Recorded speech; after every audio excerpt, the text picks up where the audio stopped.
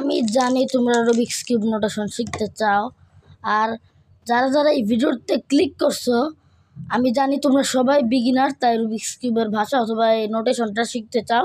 তাই চলো আজকে ভিডিওটা শুরু করি।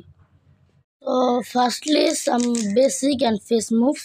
যদি এই লেটারগুলো থাকে তাহলে হবে, সেটা হবে আর যাবে এদিকে, এল যাবে এদিকে, ইউ যাবে এইদিকে, ডি যাবে এইদিকে, এফ যাবে এইদিকে, আর বি যাবে এইদিকে। আর এগুলো উল্টা করা যায়, যেমন এগুলোর পাশে যদি অ্যাপোস্ট্রফি থাকে সেগুলো উল্টা বা কাউন্টার ক্লকওয়াইজ ঘুরবে, যেমন B prime, F prime, U prime, D prime, R prime and L prime. আর এগুলোর পাশে যদি 2 লেখা থাকে তাহলে সেগুলো হবে 90 ডিগ্রি উল্টা বা সোজার বদলে 180 ডিগ্রি সোজা বা উল্টা, যেমন R2, L2, U2, D2, F2 আর B2। ডান।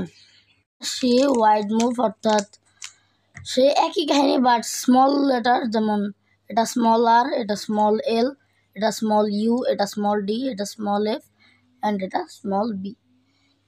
এগুলোর উল্টা হয় small B prime, small F prime, small U prime, small D prime, small R prime, small L prime.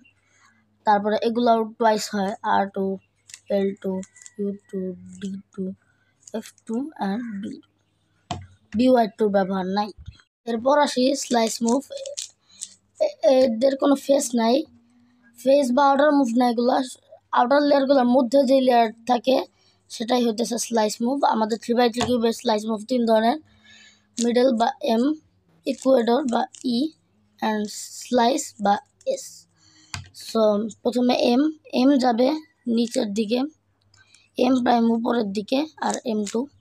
তারপরে এস নিয়ে এস এদিকে, এস প্রাইম এদিকে আর এস টুর ব্যবহার আসলে নাই। আর ই তেমন ব্যবহার হয় না, মাঝে মধ্যে কোনো প্যাটার্ন বানাতে চাইলে সেটা ব্যবহার করা যায়। ই যাবে এদিকে, ই প্রাইম এদিকে আর E2। 3x3 কিউবের রোটেশন 3 ধরনের, X, Y and Z. So যদি এক্স বলে এক্স যাবে এইদিকে, আর যদি ওয়াই বলে ওয়াই এইদিকে, আর জেড এইদিকে। আর যদি জেড প্রাইম বলে জেড প্রাইম এদিকে, ওয়াই প্রাইম এদিকে আর এক্স প্রাইম এদিকে। আর এগুলা 2ও হয়, X2, Y2 and Z2। Done. So আশা করি ভিডিওটা ভালো লাগছে। ভিডিওটা ভালো লাগলে সবাই লাইক দিবা, চ্যানেলটাকে সাবস্ক্রাইব করবা, আর তোমার অন্যান্য বন্ধুদের কাছে ভিডিওটা শেয়ার করে দাও যদি ভিডিওটা ভালো লাগে, যাতে আমার ভিডিও দেখে তারাও শিখতে পারে। আর আমার চ্যানেলে নতুন হয়ে থাকলে চ্যানেলটিকে সাবস্ক্রাইব করো। Good bye.